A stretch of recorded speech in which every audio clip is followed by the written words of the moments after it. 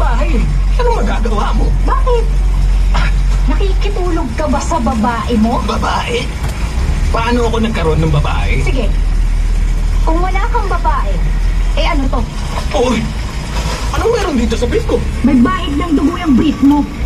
Saan ang galing yan, ha? Pwede ba nagkasugat lang yung ano ko? Paano magkakasugat yung ano mo? Sige nga, pakipaliwanag na. Ay, nako. Masyadong personal na yung tanong mo. Laban mo na lang yan, pwede ba? Grabe, bayan. Baka naman may STD ka. Ano?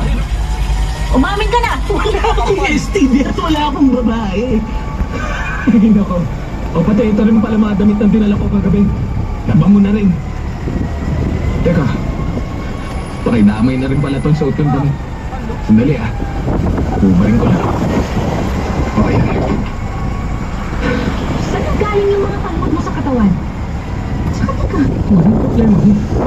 Maka-inspection ka sa akin. Parang naghahanap ng ahmad sa tinapay ah. Anong tawag mo dito, ha? Mahirap mo.